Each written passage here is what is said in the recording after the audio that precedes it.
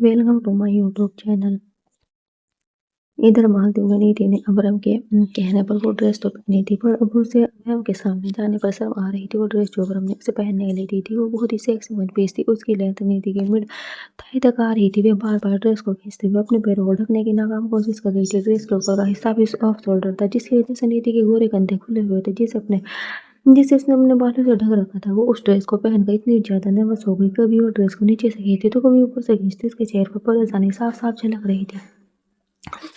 वहीं रूम में उसका इंतजार कर रहा अबरम अपनी रिस्ट वॉच में टाइम देखकर बोला, टर्टल तुम्हें अंदर गए हुए अभी आधे घंटे से भी ऊपर होगा। एक ड्रेस पहनने में तुम्हें इतना टाइम लगता है क्या? चलो अब जल्दी से बाहर आओ, मुझे और बहुत बहुत काम करने हैं। उसकी बात सुनते ही नीति को गुस्सा आ गया और वह मुंह बनाकर खुद से बोली, ये बागड़ बिल्ला भी ना हमें सिचुएशन में फंसा देते हैं और फिर हम पर रोप झाड़ते हैं। ये कहते हुए वो अपने गुस्से को अपनी मुट्ठी में अब मुट्ठी मसल कर रह गई और ना चाहते हुए वो वॉशरूम से कमरे में आई। जैसे ही अबरम ने उसके प्रेजेंस को फील किया वो धीरे धीरे पीछे मुड़ने लगा। उसे पीछे मुड़कर देख कर नीति जल्दी से बोली, स्टॉप, आप अभी हमें तो नहीं देख सकते। अबरम वापस से सीधा खड़ा हो गया और धीरे धीरे से मुस्कुराते हुए कहा, क्या हुआ टल्टा, तुमने मुझे रोका क्यों? नीति हल्की घबराहट के साथ बोली, बस 2 मिनट रुकी, हम खुद आपके सामने आते हैं। ये बोलो धीरे धीरे अबरम को पीछे जाकर खड़ी हो गई और ब्लैंकेट को खींचकर उससे खुद को कवर कर लिया और बोली, अब आप पलट सकते हैं। ये सुनकर अबरम की मुस्कान और गहरी हो गई और वो एकदम से पलट गया। उसने जैसे ही नीति को देखा वो हैरान रह गया और उसे नीचे से ऊपर तक ब्लैंकेट में लिपटा देखकर उसने कहा, turtle what is this? Turtle ये सब क्या है? मैंने तुम्हें ड्रेस पहनने के लिए कहा था,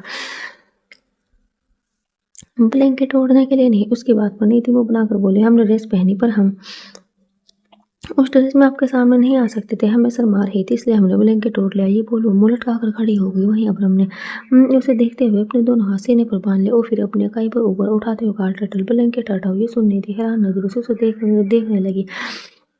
अबरम ने फिर कहा, टर्टल ब्लैंकेट हटाओ। नीति उसे घूरते हुए बोली, क्या ये आप क्या कह रहे हैं? हमने कहा ना हमें शर्म आ रही है, हम ब्लैंकेट नहीं हटाएंगे। ये बोल उसने ब्लैंकेट को कसकर पकड़ लिया। तभी अबरम ने अपना एक कदम उसकी तरफ बढ़ाया। ये देखकर नीति अपने कदम पीछे लेने लगी। उसे पीछे हटता देखकर अबरम ने जल्दी से लपट ब्लैंकेट का गोना पकड़ लिया। ये देखकर नीति की आंखें हैरानी से बाहर आ गई और वो ब्लैंकेट को कसकर पकड़ते हुए बोली, छोड़िए छोड़िए इसे पागल बिल्ले, ब्लैंकेट छोड़िए वरना हम आपसे गुस्सा हो जाएंगे। इधर अबरम उसे देखते हुए बेफिक्र के साथ बोला, हो जाओ। ये सुनते ही नीति का मुंह बन गया और वो गुस्से रिक्वेस्ट करते हुए बोली, पागल बिल्ले प्लीज छोड़ दीजिए ना, हम तो आपके बारे में कितना अच्छा सोचते हैं, आप एक सज्जन व्यक्ति है। इस पर अबरम ने कहा, नहीं मैं बहुत बुरा इंसान हूँ। तुम्हें किसने कहा मेरे बारे में अच्छा सोचने के लिए? अबरम बोलते हुए आगे बढ़ रहा था तो वहीं नीति पीछे हट रही थी।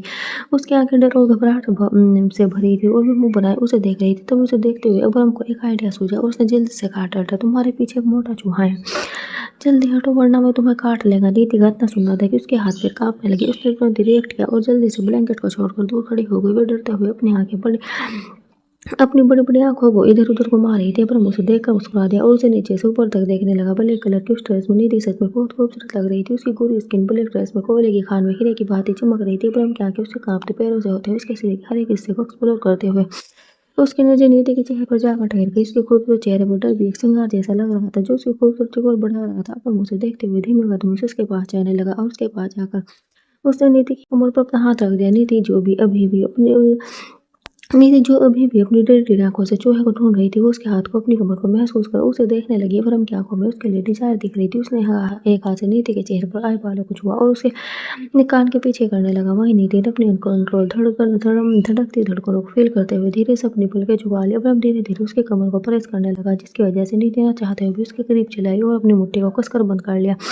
वहीं अबरम ने उसके कान के पास अपने होंठ ले जाकर सड़कती वॉइस में कहा, you are extremely hot turtle, तुम तो मुझे सेड्यूस कर रही हो। अगर यही बात अबरम ने कुछ महीने पहले नीति से कही होती तो वो इसकी बातों को बिल्कुल नहीं समझ पाती, पर आज की नीति एजुकेटेड थी। उसे अबरम की बातें अब समझ आने लगी थी। उसने जैसे उसके मुंह से सुना उसकी आंखें हिरनी सी बड़ी हो गई और वे अबरम की आंखों में आंखें डालकर बोले, पागल बिल्ले ये कैसी बातें कर रहे हैं आप? इस ड्रेस को पहनने के लिए आपने हमें कहा था और अब आप उल्टा हम पर ही इल्जाम लगा रहे हैं। हम आपको सेड्यूस कर रहे हैं कि आपको हम कैसे लगते हैं? आप हमारे बारे में ऐसा सोच भी कैसे सकते हैं?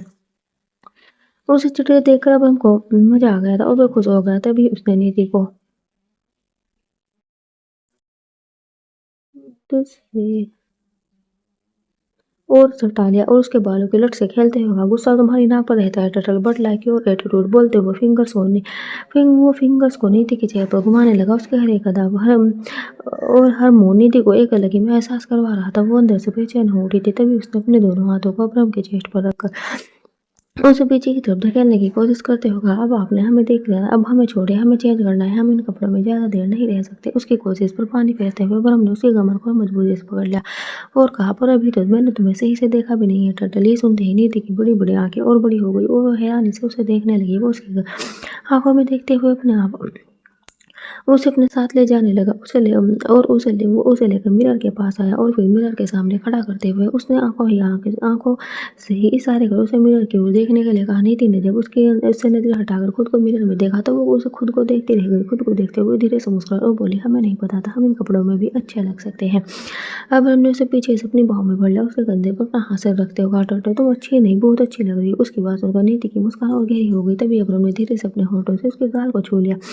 नीति ने एकदम से अपनी आंखें बंद कर ली। वहीं अब्रम के शरारती होठ उसके गाल से फिर से चलकर उसके कंधे तक आ गए थे और वो उसे किस करने लगा। नीति उसके छूने भर से ही उसके एहसास में खो गई थी। अब्रम उस पर अपना पैर लुटाते हुए उसे बेड तक लेकर आया और फिर अचानक उसने नीति को बेड पर धक्का दिया। वो धड़ाम से बेड पर गिर पड़ी। उसे देखते हुए एक गहरी सांस ले रही थी। फिर जैसे ही वो उठने लगी अचानक से अब्रम उसके नाजुक वजूद पर छा गया। उसने नीति के नाजुक हाथों को अपनी गिरफ्त में ले लिया और उस पर हावी हो गया। उसने अपना चेहरा उसकी गर्दन में छुपा लिया और उस पर अपने जज़्बातों को खर्च करने लगा। तभी अचानक से नीति ने उसे पलट दिया और खुद उसके ऊपर आते हुए बोली, पागल बिल्ली, हम घुमाने का वादा करके ये आप क्या कर रहे हैं हमारे साथ? बोलते हुए ये उसकी आंखों में देख रही थी और उसके होठों पर अडोरेबल स्माइल थी। अब्रम उसकी बात पर तिरछा मुस्कुराया और उसकी कमर पर अपने दोनों हाथों को बांधते हुए उसकी आंखों में देखकर कहा, मुझे ये काम बहुत पहले ही कर लेना चाहिए था, पर कोई बात नहीं, हर चीज़ की एक टाइमिंग होती है। शायद हमारे होने का यही सही टाइम है। मैं ये सुनते ही नीति की पलकें शर्म से झुक गई। उसके गाल शर्म से लाल टमाटर बन गए। उसने जल्दी से अपना चेहरा अब्रम के सीने में छुपा लिया। वहीं उसने भी नीति को कसकर अपनी बाहों में भर लिया। उत्तर दिल्ली में दोनों तरफ से गोलियों की बरसात हो रही थी। टाइगर, जेगुआर और पाइथन तीनों एक दूसरे से कुछ दूरी पर छुपे हुए थे और छुप कर ही फायरिंग कर रहे थे। तभी टाइगर का फोन नहीं हुआ। फोन की रिंग सुनकर उसने अपनी जेब से फोन निकाल कर देखा तो सोना उसे कॉल कर रही थी। उसकी कॉल देखकर टाइगर ने झुंझलाते हुए कहा, जंगली बंदरिया, मैं जब मैं कॉल करता हूँ तब तो मुझसे बात करने का तुम्हारे पास टाइम नहीं होता और अब मुझे कॉल कर रही हो तो जो मैं नहीं रिसीव करता तुम्हारी कॉल। ये बोल के उसने कॉल कट कर दिया। पर सोना ने उसे फिर कॉल कर दिया। ये देखकर टाइगर को गुस्सा आ गया। उसने कॉल रिसीव करते ही कॉल पर कहा, क्यों बार बार मैं कॉल करके मेरा दिमाग खराब कर रही हो? जब एक बार कॉल कट कर दिया तो तुम्हें समझ नहीं आता क्या? सोना ने उसकी गुस्से भरी आवाज़ सुनकर फ़ोन अपने कान पर से हटा दिया और अपना फ़ोन देकर बोली, कहा तो मैंने जंगली बंदर को क्या है, फिर ये जंगली कुत्ता कौन है जो मुझे सुना रहा है? ये बोली उसने वापस से फ़ोन अपने कान पर लगा लिया और बोली, ओह हेलो, तुम कौन हो? जंगली बंदर कहाँ है? उसे फ़ोन दो। तुम्हारी हिम्मत कैसे हुई मुझे इतना सुनाने की? उसकी बात सुनकर गुस्से में टाइगर ने आंखें बंद कर ली और खुद से कहा, ये लड़की पागल हो गई। ये बोलकर उसने कॉल कट कर दिया। वहीं सोना अपना फ़ोन देखते हुए बोली, ये पक्का कोई और है। जंगली बंदर तो मुझसे कितनी अच्छी तरह बात करता है, वो मुझ पर इस तरह चिल्ला नहीं सकता। आई एम सॉरी, जंगली कुत्ता कोई और है, मैं मान ही नहीं सकती, ये मेरा जंगली बंदर है। ये बोलकर उसने अपना फ़ोन बेड पर पटक दिया और फिर उठकर मिरर के सामने खड़ी होकर खुद को मिरर में देखते हुए बोली, अब मैं खुद ही उससे मिलने जाऊँगी। ये बोलकर अपनी होठों पर लिपस्टिक लगाने लगी। वहीं उधर मालदेव में अब्रम नीति को लेकर मैं बीच पर आया हुआ था। दोनों ने काफ़ी अच्छा टाइम स्पेंड किया था। वो दोनों ही सनसेट होते हुए देख रहे थे। नज़ारा वाकई दिल को खुश कर देने वाला था। तभी अब्रम ने उसे तिरछी नज़र से देखते हुए कहा, टर्टल, क्या तुम्हें भूख नहीं लगी? कुछ खाना चाहते हो? ये सुनने की जल्दी से उसकी तरफ देखते हुए बोली, आपने पूछने में देर कर दी, हमें तो बहुत देर से भूख लग रही है। कुछ नहीं, हमारा बहुत कुछ खाने का मन कर रहा है। उसकी बात सुनकर उसकी फनी चेहरा देखकर अब्रम को हंसी आ गई। तभी उसने मुस्कुराते हुए कहा, ओके, तुम्हें ही मेरा वेट करो, मैं थोड़ी देर में आता हूँ। नीति ने मुस्कुराते हुए धीरे से सिर हिला दिया। अब्रम वहाँ से चला गया। उसके जाने के बाद करीब 10 मिनट बाद एक आदमी वहाँ आया और उसने नीति को पेपर देते हुए कहा, मैम आपके लिए। नीति ने उसे सवाल नजरों से देखते हुए उसके हाथ से पेपर ले लिया और पेपर को खोलते हुए बोली, ये किसने दिया है? वो आदमी दोनों हाथ बांधकर उसके सामने सर झुकाकर खड़ा हो गया और बोला, मैम ये पेस्ट ने दिया। ये सुन नीति पेपर खोलते हुए बोली, हमें इनका भी कुछ समझ नहीं आता, क्या बोल कर जाते हैं और क्या करते हैं, अब इसमें क्या है? ये बोल वो पेपर खोलकर पढ़ने लगी। टर्टल, जैसा वो आदमी कह रहा है वैसा ही करो, उसके साथ चली जाओ। ये बढ़कर नीति को कुछ उठाटा लगा और वो अपनी बहन से बढ़कर बोली, हम इस आदमी को जानते नहीं और हम इसके साथ क्यों जाए?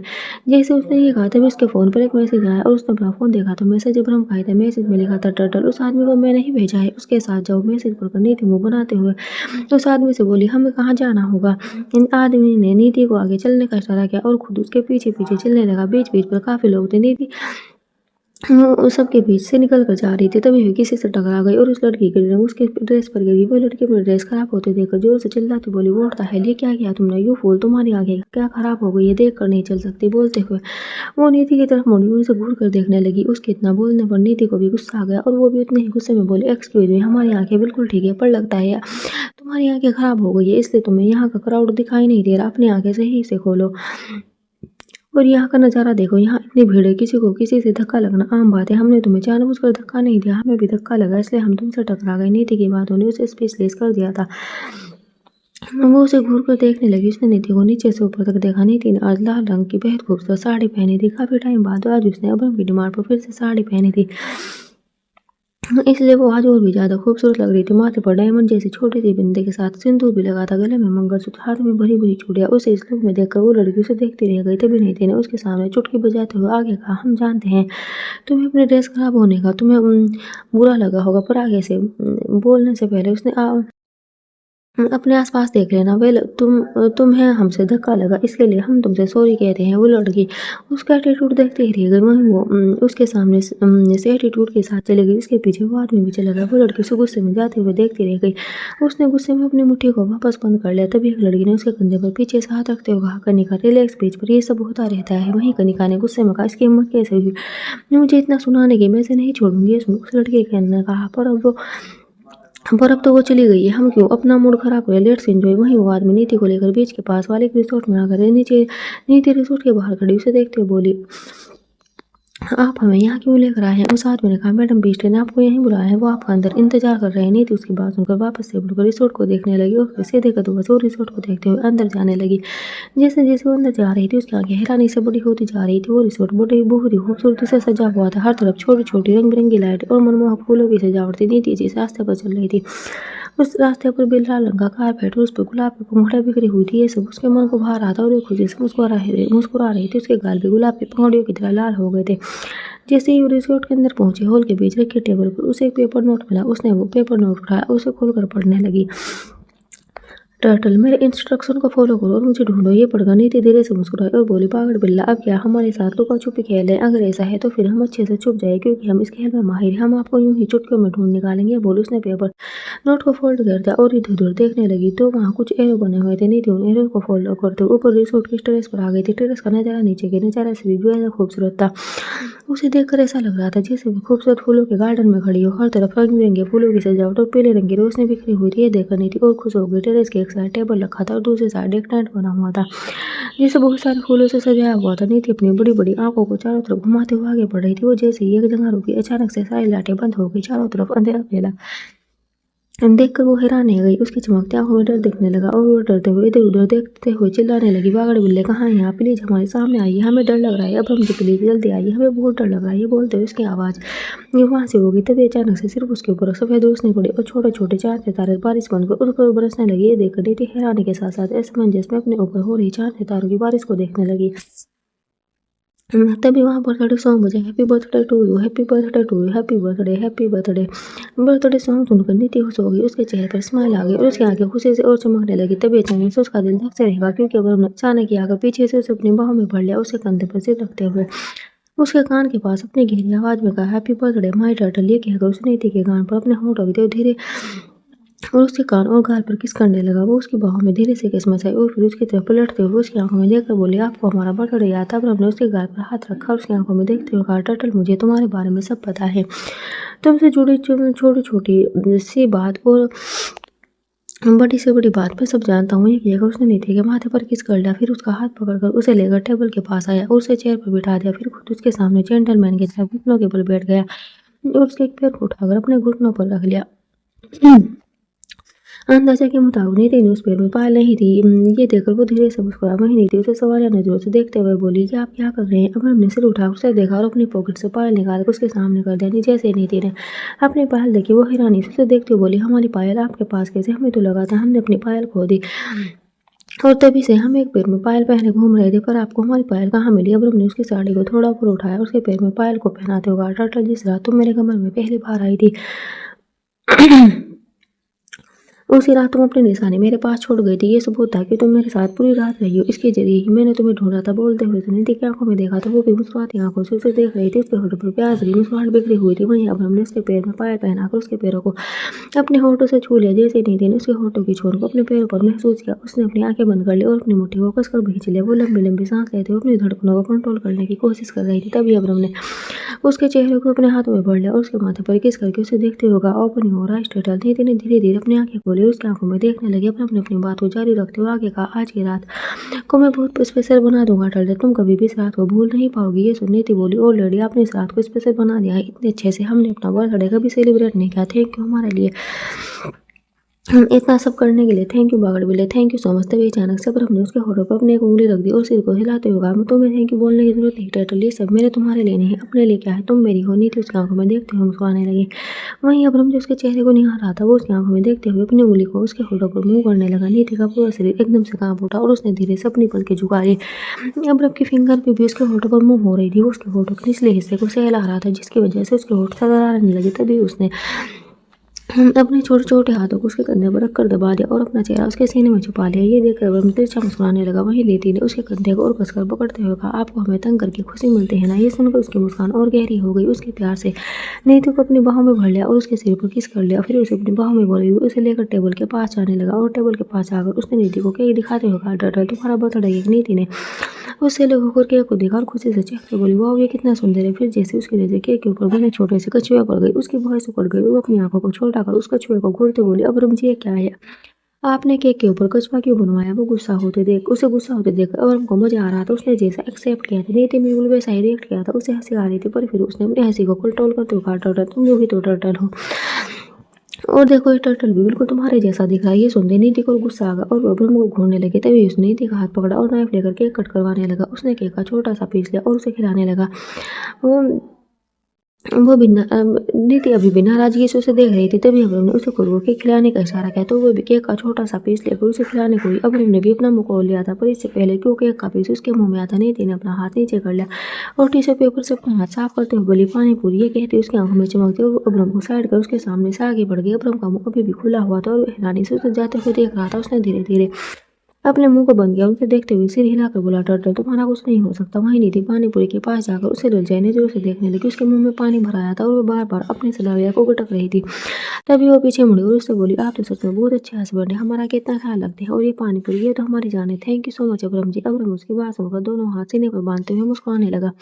वहीं नीति ने जल्दी से पूरी तैयार की और उसके मुंह के पास लाकर उसे देखने लगी। फिर जैसे उसे अपने मुँह में रखने को हुई, तभी उसे कुछ याद आया और उसने मुड़कर अब्राहम को देखा और मुँह बनाकर बोली, क्या आप हमें इस बार भी सजा देंगे। अब्राहम उसे देखते हुए उसके पास आया और पूरी को उसके मुंह में डालते हुए कहा, नो टर्टल, आज मैं तुम्हें कोई सजा नहीं दूंगा। आज तुम्हारी हर गलती माफ है। ये सुनकर नीति खुश हो गई और फिर पानी पूरी पर टूट पड़ी। उसने अब्राहम को इग्नोर किया और वो जैसे पानी पूरी खाने लगी, उसे इतनी लगन और चाप के साथ पानी पूरी खाता देखकर अब्राहम ने सिर हिलाते हुए कहा, काश कि तुम उसके जितना प्यार मुझसे करती, पर नहीं, तुम्हें देखकर ऐसा लगता है टर्टल तुम फर्स्ट टाइम पानी पूरी खा रही हो। अब्राहम का ये कहना काफी हद तक सही था, क्योंकि नीति बिल्कुल वैसे ही खाती जैसे पहली बार उसे पानी पूरी खाने की परमिशन मिली। उसने अच्छे से पेट भर के खाया और डकार ली। जैसे उसने डकार ली, अब्राहम को हंसी आ गई और वो मुस्कुराते हुए देखने लगा। वहीं धीरे ने जब उसे खुद पर हंसते देखा तो वो उसे आंखें दिखाते हुए बोली, कि वो पागल बिल्ली, क्या आपने अब ये डकार नहीं ली जो हम पर हंस रही। ये सुनकर उसे फिर से हंसी आ गई। वहीं नीति की नजर पानी पूरी को देखने लगी। उसका अभी भी खाने का मन था, पर उसके पेट में जगह नहीं थी।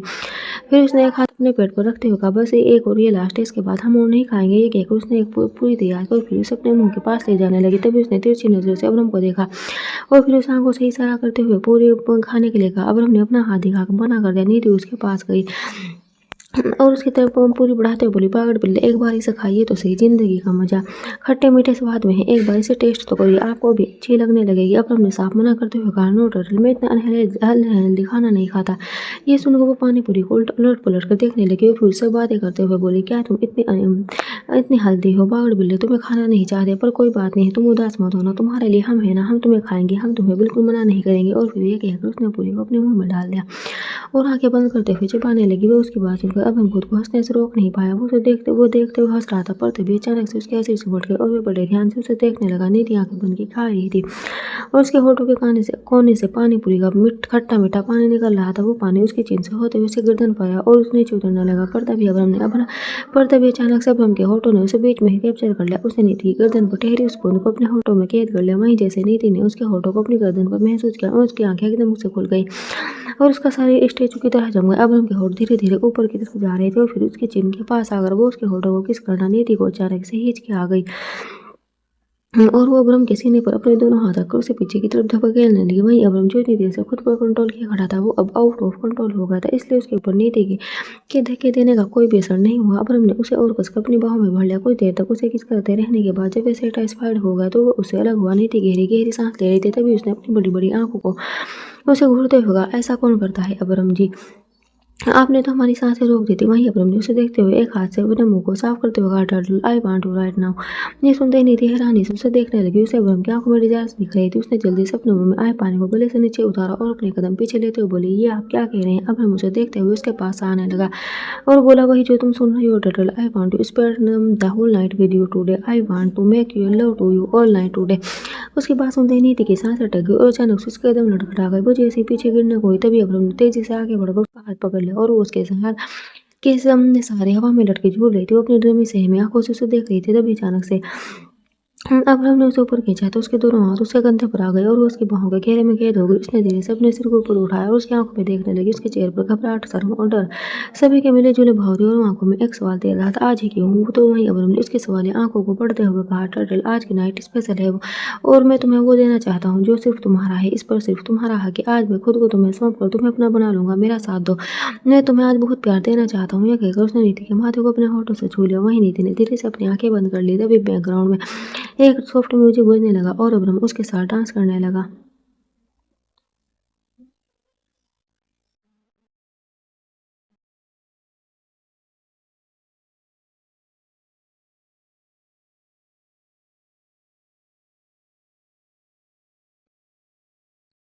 ये सॉन्ग वहाँ के माहौल को और भी रूहानी बना रहा था। नीति जो थोड़ी देर पहले घबराई हुई लग रही थी, वह कंफर्टेबल हो गई थी और मुस्कुराते हुए अभ्रम की आंखों में देख रही थी। तभी उसने नीति को अपनी बाहों में छुपाते हुए उसे पीछे से हक कर लिया और उसके कंधे पर नजर रखकर उसके गाल और कान को अपने होठों से छूने लगा।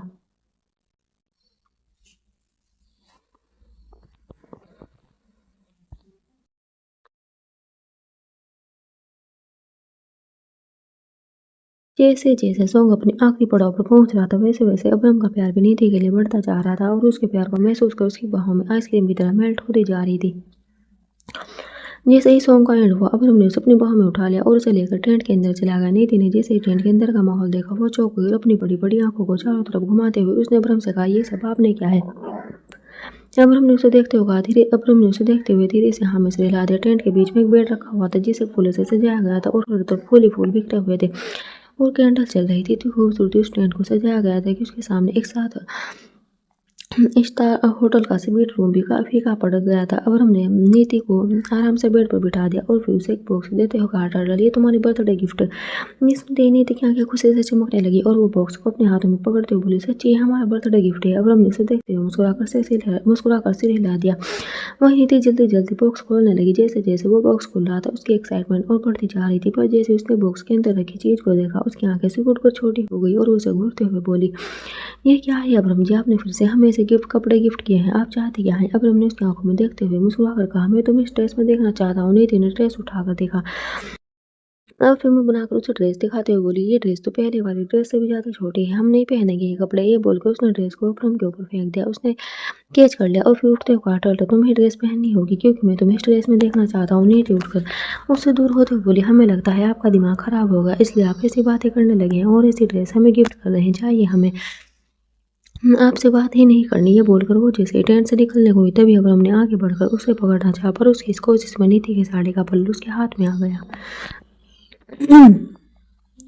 और खिंचाव की वजह से उसके कंधे से पल्लू सरक गया। नीति तुरंत पीछे मुड़ी और जल्दी से अपना पल्लू पकड़ते हुए बोली, ये क्या कर रहे हैं आप? छोड़िए हमारा पल्लू। अब्रम जी, आप ऐसे तो नहीं थे। फिर आज आप ऐसा क्यों कर रहे हैं? अब्रम के होठों पर सरकास्टिक स्माइल थी। वो मुस्कुराते हुए नीति को देख रहा था और उसके पल्लू को धीरे धीरे अपनी तरफ खींचते हुए आगे बढ़ रहा था। टर्टल, मैंने कहा ना, आज की रात हमारी स्पेशल होगी। बस मैं उसे ही स्पेशल बनाने में लगा हूँ। उसकी बातों से डर कर नीति अपनी साड़ी के पल्लू को कसकर पकड़ते बोले, नहीं, हमें कोई स्पेशल नाइट नहीं मनानी, हमारा पल्लू छोड़ दीजिए।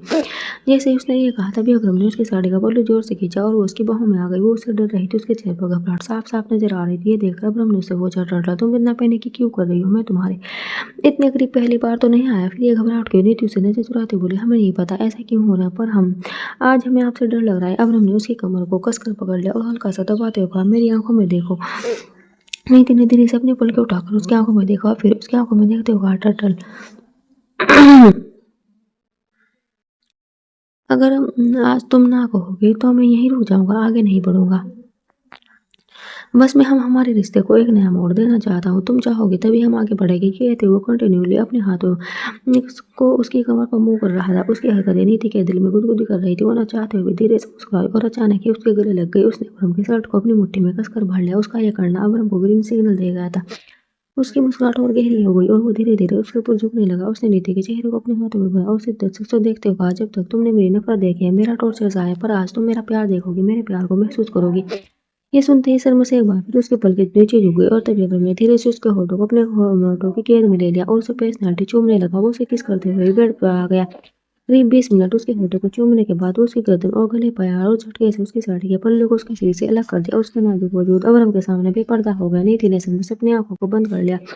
अब्रम ने उसके ब्लाउज की डोरी खोली और उसका ब्लाउज भी उसके शरीर से अलग कर दिया और उसके सीने को बेतहाशा चूमने लगा। नीति का संगमरमर सा बदन आज अब्रम को दीवाना बना रहा था। वो आज पागलों की तरह नीति को प्यार कर रहा था। समय के करीब ही 20 मिनट बाद उसके होठों को चूमने के बाद वो उसके गर्दन और गले पर आया और उसने झटके से उसकी साड़ी के पल्लू को उसके शरीर से अलग कर दिया। उसका नाजुक वजूद अब्रम के सामने बेपर्दा हो गया। नीति ने शर्म से अपनी आंखों को बंद कर लिया। अब्रम ने उसके ब्लाउज की डोरी खोली, उसका ब्लाउज भी उसके शरीर से अलग कर दिया और उसके सीने को बेतहाशा चूमने लगा। नीति का संगमरमर सा बदन आज अब्रम को दीवाना बना रहा था। वो आज पागलों की तरह नीति को प्यार कर रहा था। समय के साथ उसकी किशोर भी पैशनेट होती जा रही थी और वो नीति को पूरे शरीर पर फाड़ दिए जा रहा था। नीति बस अपनी आंखें बंद के मधोसी में सिसका ले रही थी। तभी अब्रम ने झटके से हाथ उसके अंदर अंटर गया। नीति की चीख निकल गई। तभी अब्रम ने उसके होठों को अपने होठों से लॉक कर लिया।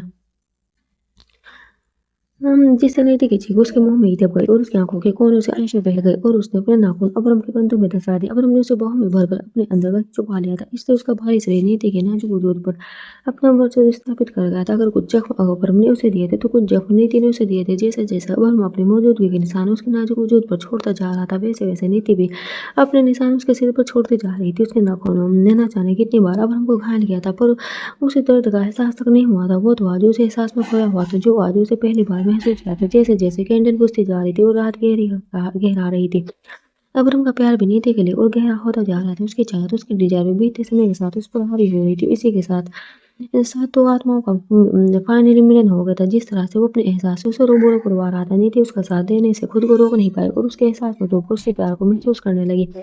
उसने भी अब्रम को अपना खूब प्यार लुटाया था, जो अब्रम को और भी अग्रेसिव बना रहा था। एक तरफ दो आत्माओं को आज मिलन हो गया था, तो वहीं दूसरी तरफ दिल्ली में वो सुंदर रात के अंधेरे में सबसे छुपकर उसी आदमी को कॉल पर बात कर रही थी। उसने कॉल पर बात करते हुए कहा, मैंने बहुत कोशिश की पता करने की, पर नहीं कर पाई। एक तो अब्रम मुझे कुछ बता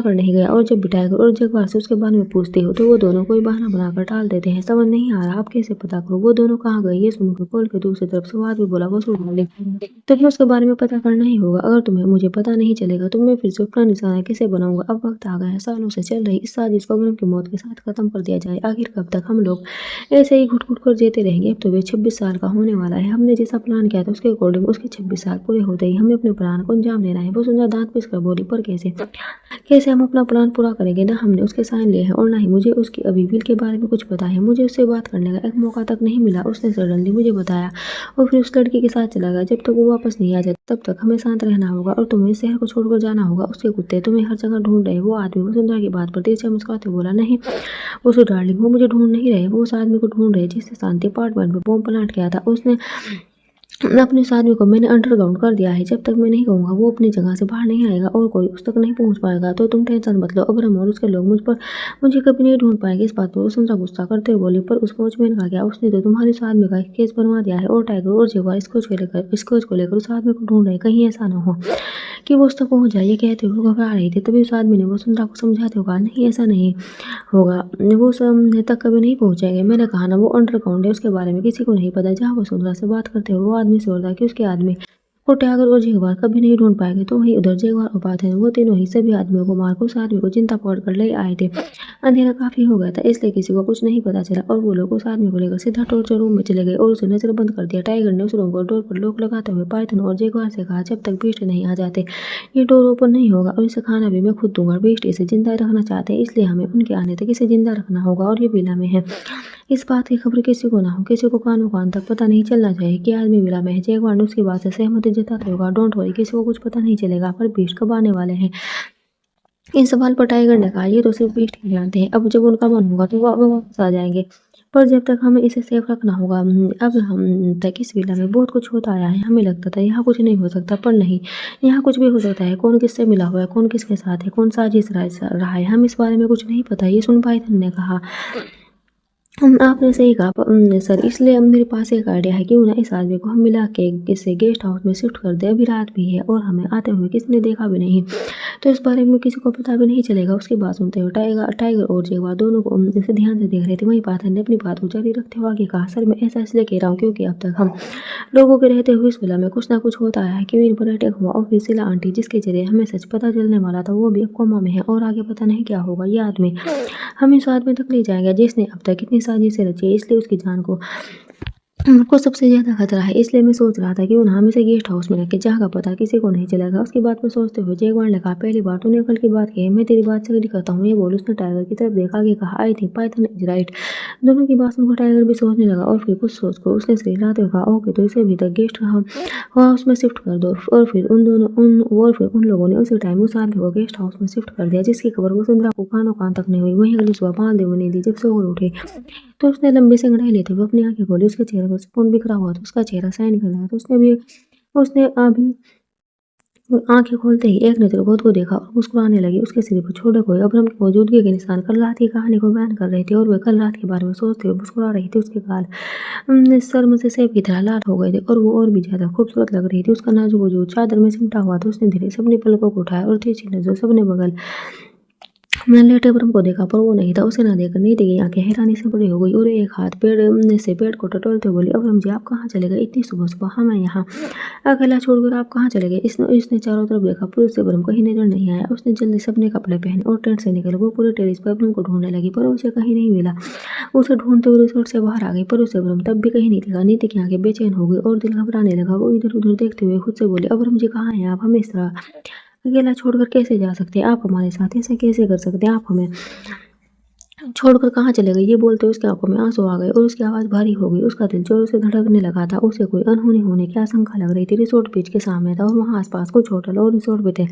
जब अब्रम उसे कहीं नजर नहीं आया तो नीति वहीं बीच पर ही घुटनों के बल बैठकर रोने लगी। तभी उसकी नजर अपने सामने एक जोड़ी स्पोर्ट्स शूज पर गई। उसने अपनी भीगी आंखों से अपने सामने खड़े शख्स को नीचे से ऊपर तक देखा। जैसे उसकी नजर अब्रम के चेहरे पर गई, वो खुश हो गई और जल्दी से उठते हुए उसके गले लग गई और उसे कसकर पकड़कर रोते हुए बोली, आप हमें छोड़कर कहाँ चले गए थे? आपको पता है हम कितना डर गए थे, हमें लगा आप हमें छोड़कर चले गए हैं। उसकी सिली बातें सुनकर वो मुस्कुराने लगा और फिर उसने नीति की कमर को कसकर पकड़ लिया और उसके प्यार से उसका सिर चलाते हुए, टर्टल मैं तुम्हें अकेला छोड़कर कहाँ जा सकता हूँ? तुम जानती हो ना, मुझे सुबह जल्दी उठने की आदत है और तुम देर तक सोती हो। तुम्हें सोता देखा तो डिस्टर्ब करने का मन नहीं हुआ, इसलिए तुम्हें वहीं छोड़कर वर्कआउट करने चला गया। सुनकर नीति ने उसकी शर्ट को अपनी मुट्ठी में भर लिया और फिर उससे अलग होकर अपनी भीगी आंखों से उसकी आंखों में देखते हुए बोली, आपको हमें उठाना चाहिए था आगे से। आप हमें कभी भी अकेला छोड़कर नहीं जाएंगे, आप समझे? आप नहीं जाएंगे हमें छोड़कर। अब हमने प्यार से उसका चेहरा अपने हाथों में भरा, उसके आंसुओं को पूछते हुए उसके माथे को अपने होठों से छूकर उसकी आंखों में देखते हुए कहा, कभी नहीं जाऊंगा प्रॉमिस, मैं तुम्हें छोड़कर कभी नहीं जाऊंगा कभी भी। सुबह हुई थी इसलिए सूरज की हल्की ललिमा भी ही दिखाई दे रही थी। मौसम इतना सुहावना था कि अचानक से अब्रम का मूड बदल गया। उसने एक बार फिर नीति को उसकी कमर से पकड़ खुद से सटा लिया। उसके एक हाथ के फिंगर को अपनी फिंगर में उलझाते हुए उसकी आंखों में देखते हुए कहा, टर्टल आई लव यू। उसकी बात सुन नीति मुस्कुराने लगी। उस सदमे से उसकी पलकें झुक गई। उसे शर्माते देखकर अब्रम के होठों पर बिखरी मुस्कान और गहरी हो गई और वो धीरे धीरे उसके ऊपर झुकने लगा। फिर उसने नीति के चिन्ह को पकड़कर धीरे से उसका चेहरा ऊपर किया और उसके गुलाबी होठों को देखते हुए उसने कहा, मुझे इन्हें फिर से छूना है। मैं जब भी देखता हूँ ये मुझे अपनी तरफ अट्रैक्ट करते हैं और मुझे तुम्हें किसी करने के लिए मजबूर कर देते हैं। उसकी बात नीति के दिल में गुदगुदी कर रही थी। उसका सिर शर्म से उसकी बाहों में मरता जा रहा था। उसने अपनी पलकों को कुछ और झुका लिया। तभी अब्रम ने उसके नाजुक गुलाब के बकुले जैसे होठों को अपने होंठ रख दिए तो उसे सॉफ्टली किस करने लगा। नीति भी उसका साथ दे रही थी। वो धीरे धीरे उसे अपनी बाहों में छुपाता जा रहा था और उसके शिफ्ट के धीरे-धीरे पेस्टनेट उस उसकी शिफ्ट की धीरे-धीरे पेस्टनेट में बदलती जा रही थी। वो दोनों समुद्र के बहुत पास खड़े थे और तभी तेजी से एक लहर उठती हुई उनके पास आई। वो दोनों को भिगा गई। नीति की साड़ी और उसके बाल पूरी तरह से गीले हो गए और शरीर से चिपक गए। उसका गोरा रंग समुद्र के पानी से भीगकर और भी निखर गया था। जैसे ही सूरज ने अपना अस्तित्व दिखाया, नीति के शरीर पर ठहरी पानी की बूंदें डायमंड की तरह चमकने लगी और उसकी स्किन भी उतनी ही शाइन कर रही थी। करीब 10 मिनट की किस के बाद अब्रम मुझसे अलग हुआ और गहरी गहरी सांस लेते हुए उसके चेहरे पर आए बालों को साइड करते हुए उसने कहा, मैं तुम्हें कभी छोड़कर नहीं जाऊंगा, पर एक बात है, तुम्हें भी मुझसे करना होगा टर्टल। चाहे सिचुएशन कैसी भी हो, चाहे मैं तुम पर कितना ही गुस्सा क्यों ना करूँ, तुम भी मुझे कभी छोड़कर नहीं जाओगी। सो मेनी टाइम्स मैं डोमिनेटिंग हो सकता हूँ, तुम पर बहुत गुस्सा कर सकता हूँ, पर मुझे उस सिचुएशन में समझने की कोशिश करना टर्टल। तुम्हारा साथ मुझे अपनी आखिरी सांस तक चाहिए। नहीं तो उसकी बात सुनकर धीरे से मुस्कुराए और फिर उसकी आंखों में देखते हुए बोले, हम आपको छोड़कर कभी नहीं जाएंगे। शिव जी ने हमारा रिश्ता आपसे जोड़ा है और हम इस रिश्ते को ज़िंदगी भर निभाएँगे। हम आपको छोड़कर कभी नहीं जाएँगे और अगर कभी गलती से दूर भी हुए तो आपको ढूँढते हुए आपके पास वापस आ जाएँगे, पर आपसे अलग होकर नहीं जी पाएँगे। अब हमने उसे अपनी बाहों में भर लिया और सूरज की रोशनी दोनों पर पड़ने लगी। वो दोनों एक परफेक्ट कपल नज़र आ रहे थे और साथ में बहुत खूबसूरत लग रहे थे। जितनी भी लोगों की नज़र उन दोनों पर पड़ रही थी, उन दोनों को देखकर उनकी तारीफ करने से खुद को रोक नहीं पा रहे थे। अब सवेरा हो गया था और अब्रम नीति का हाथ पकड़ उसके साथ समुद्र के किनारे चल रहा था। नीति भी उससे बातें करते हुए उसके कदम से कदम मिलाकर उसके साथ चल रही थी। तभी अब्रम का फोन रिंग हुआ और उसने अपना फोन देखा। कॉल इम्पोर्टेंट थी, इसलिए उसने नीति के हाथ से अपना फोन हाथ छुड़ाते हुए कहा, टर्टल मैं कॉल लेकर आता हूँ, तुम यहीं रहना।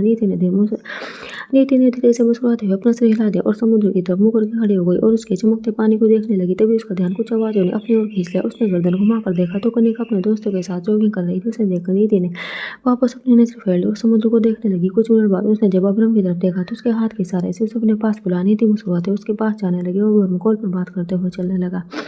नीति उससे कुछ कदम की दूरी पर चल रही थी और दोनों चलते चलते रेस कोर्ट के पास आ गए थे। अब्रम कॉल पर बात करते हुए रिसोर्ट के अंदर चला गया और नीति वजह से अंदर जाने को हुई। तभी एक तेज आवाज ने उसके आगे बढ़ते कदमों को रोक लिया। उसने पीछे मुड़कर देखा तो कनिका अब्रम का नाम जोर जोर से लेते हुए वहीं आ रही थी। उसके मुंह से अपने बागड़ बिल्ली का नाम सुना। नीति हैरान रह गई और उसकी बड़ी बड़ी आंखें छोटी होकर कनिका को हैरानी से देखने लगी। जैसे ही रोज गेट के पास आई, अब्रम के गार्ड्स ने उसे अंदर जाने से रोक लिया। नीति और कनिका के बीच अब्रम के गार्ड्स खड़े थे और वो कनिका को अंदर जाने से रोक रहे थे। वहीं खड़ी थी, हैरानी से कनिका को देख रही थी। वो अभी भी अब्रम का नाम ले लेकर चिल्ला रही थी और गार्ड से अंदर जाने की रिक्वेस्ट कर रही थी, पर गार्ड्स उसे अंदर जाने नहीं दे रहे थे। ये सब देखकर नीति उसके पास आते बोली, कौन हो तुम और उसका नाम और उनका नाम क्यों ले रही हो, क्या तुम जानती हो उन्हें? उसकी आवाज़ सुनकर कनिका ने जैसे ही नीति को देखा वो हैरान रह गई और उसके सवाल को इग्नोर कर उससे पूछा, तुम कौन हो और अब्रम के साथ क्या कर रही हो, बताओ तुम कौन हो? उसकी आवाज़ अभी भी तेज थी। वो बहुत गुस्से में नीति को देख रही थी। उसे इतना गुस्सा करते देखकर नीति उसे हाथ दिखाते हुए बोली, चिल्लाना बंद करो और तुम हमारे सवालों का जवाब दो, तुम कौन हो और तुम उन्हें कैसे जानते हो? कनिका इस बार भी अपनी जिद पर अड़े हुए बोली, तुम मुझे बताओ तुम कौन हो, उनके साथ क्या कर रहे हो? नीति से और रहा नहीं गया और तभी वो उसकी तरफ ही चिल्लाते हुए बोली, हम उनकी पत्नी है, सुना तुमने, हम उनकी वाइफ है। ये सुनते ही कनिका के होश उड़ गए और उसकी आंखें हैरानी से और फैल गई और वो नीति को ध्यान से देखने लगी। उसे समझने में देर नहीं लगी। उस वीडियो में जो उसने 2 दिन पहले देखी थी उसमें अब्रम किसी औरत के साथ था जो अभी उसकी आंखों के सामने खड़ी थी। कनिका उसे घूर कर देखने लगी थी और तभी गुस्से में दांत पीस कर बोली, ऐसा नहीं हो सकता, वो तुमसे शादी नहीं कर सकता, ऐसा नहीं हो सकता, मैं नहीं मानती शादी को। नीति उसकी बात का जवाब देते हुए बोली, तुम खुद कौन हो?